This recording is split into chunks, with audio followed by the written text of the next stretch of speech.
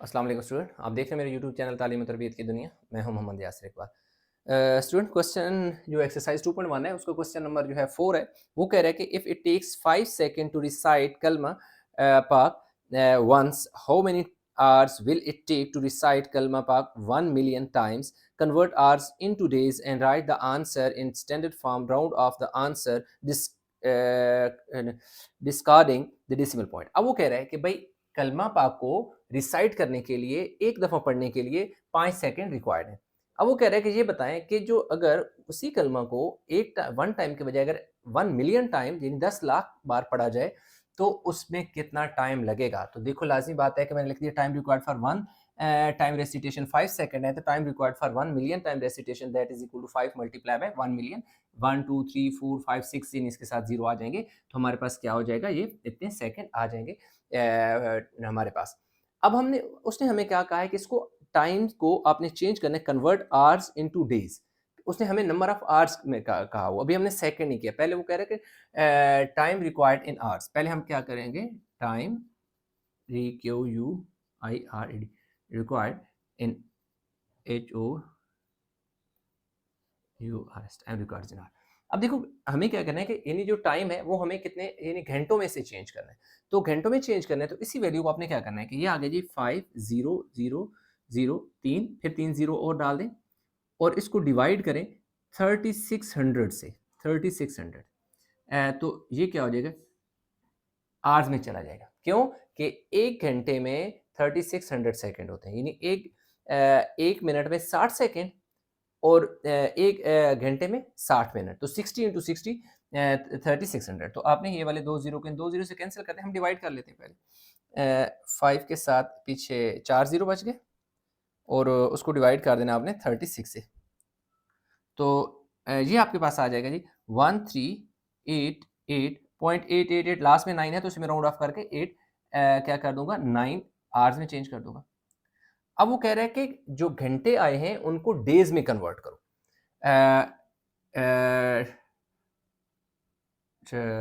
To convert days, to converts hours into days, कि भाई इसको ना घंटों को दिनों में चेंज करें। 1388.89 डिवाइड बाय 24। अब ये चला जाएगा भाई साहब डेज में।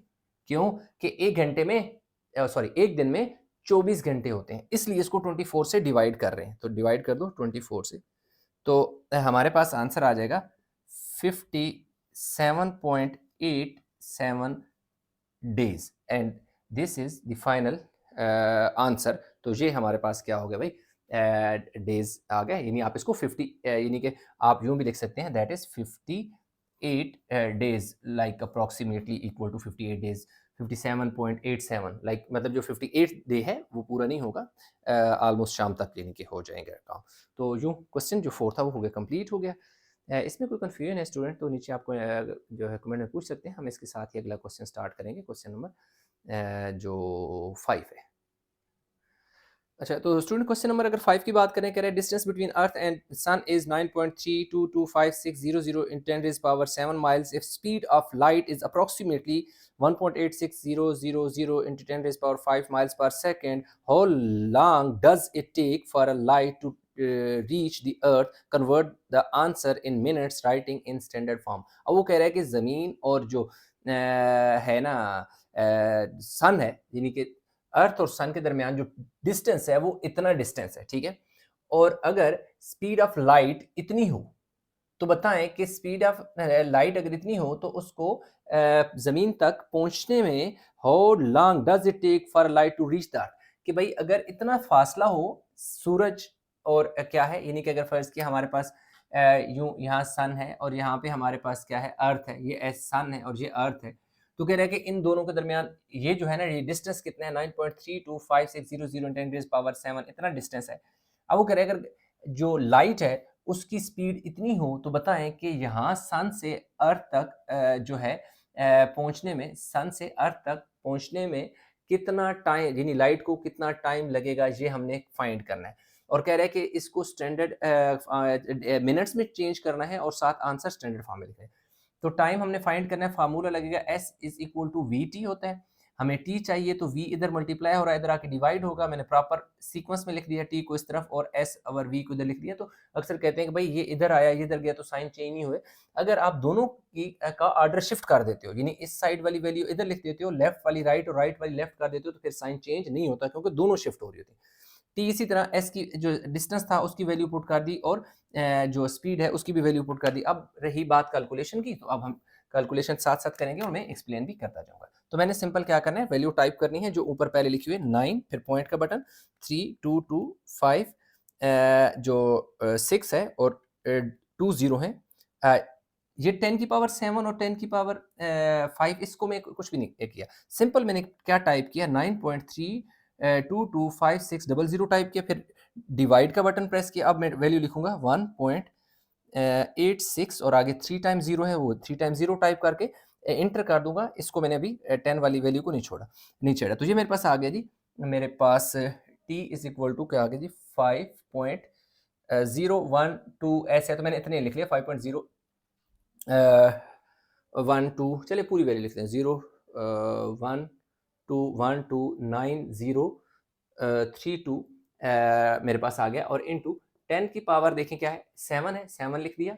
और ये भी देखो क्योंकि ये दोनों बेसिस सेम है, ये भी 10 है ये भी 10 है, तो बेस को मैंने एक बार लिखा 10 को, तो ये नीचे जो 10 की पावर 5 है जब ऊपर वाले 10 पे जाएगी तो ये माइनस हो जाएगी, तो इसके साथ माइल्स माइल्स से कट जाएगा, तो मेरे पास जस्ट क्या बच जाएगा सेकेंड।